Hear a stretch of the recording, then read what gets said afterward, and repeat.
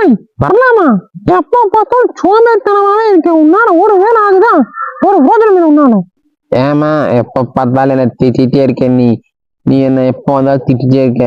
இனிமேல் பாரு, நான் ஏதோ பெருசா ஏதோ சாதிக்கத்தான் போறேன், அது நீ பார்க்கத்தான் போற.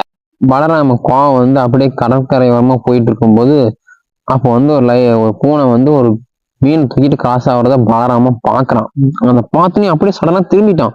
என்னடா இதுன்னு சொல்லிட்டு அப்புறம் பலராமனுக்கு ஒரு யோசனை வருது. என்ன யோசனை பார்த்தீங்கன்னா, அப்படியே வேகமா போக ஆரம்பிச்சிட்டான். என்னன்னு பார்த்தீங்கன்னா, அங்க ஒரு போட்டு வியாபாரி பார்த்துட்டு இருக்கான், போட்டு ஓட்டுற இவரை. ஏங்க, இந்த படகுக்கு நீங்க சொந்தக்காரங்களா? இந்த படகு எனக்கு கொஞ்ச நாள் தேவைப்படுது, எனக்கு தருவீங்களா? ஏன்னா நான் மீன் பிடிக்கலான்னு இருக்கேன். சரிப்பா சரி, இப்ப நான் வந்து பாத்தீங்கன்னா நான் வெளியூருக்கு போறேன், அதனால கொஞ்ச நாள் இந்த படகை நீயே பாத்துக்கோ, நான் என் ஊருக்கு போயிட்டு வர வரைக்கும் இந்த படகை நீ வச்சுக்கோ. அப்ப பலராமன் வந்து ரொம்ப சந்தோஷமா இருந்தான். ஓகே, நமக்கு படகு கிடைச்சிருச்சு, சீக்கிரம் போய் தூண்டிட்டு போய் மீன் பிடிக்க ஆரம்பிச்சிடலாம் சொல்லிட்டு பலராமன் வந்து கோபமா போயிட்டு இருக்கான். எதுக்குன்னா அவங்க அம்மா திட்டான்னு சொல்லிட்டு அப்படியே சாதின்னு சொல்லி பார்த்தீங்கன்னா படகை எடுத்துட்டு அவன் மீன் பிடிக்க கடலுக்கு செல்ல போக ஆரம்பிச்சிட்டான். அங்க கடல்ல போய் அவனுக்கு என்ன நடக்குதுன்னு பார்ப்போம். என்ன பண்றான்னா, வேகமா போக ஆரம்பிக்கிறான். போய் என்ன பண்றான்னா தூண்டில் போட்டுருக்கான். என்னன்னு பாத்தீங்கன்னா தூண்டில் கடல் நடுக்கிற போய் தூண்டில் போட்டுருக்கான்.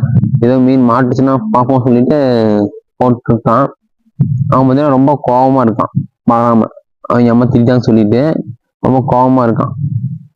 பார்த்தீங்கன்னா வந்து கடற்கரை பார்த்தீங்கன்னா மீன்லாம் நிறைய மீன் போயிட்டு இருக்கு, நண்டு போயிட்டு இருக்கு, மீன் போயிட்டு இருக்கு. அது பார்த்தீங்கன்னா ஒரு பெரிய மீனுக்கு, அந்த பெரிய மீன் பார்த்தீங்கன்னா அதிகமான விலை கொண்டது, அதிகமாக வந்து மருத்துவ குணம் கொண்டங்காட்டி அந்த மீன் வந்து ரொம்ப அதிகமாக நிலைக்கு போகும்.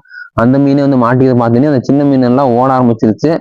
ஓகே, பெரிய மீனை பார்த்தீங்கன்னா அவன் பலராமன் பார்த்தீங்கன்னா தூக்கிட்டான். ஓகே, பெருசா மாட்டிருச்சு கொய்யால, சரின்னு சொல்லிட்டு தூக்கி படகு வர போட்டு அப்படியே கிளம்ப ஆரம்பிச்சிட்டான். இதை போய் எங்க அம்மாவுக்கு காட்டணும் அப்படின்னு சொல்லிட்டு அவன் பாட்டுக்கு வேகமா கிளம்ப ஆரம்பிச்சிட்டான்.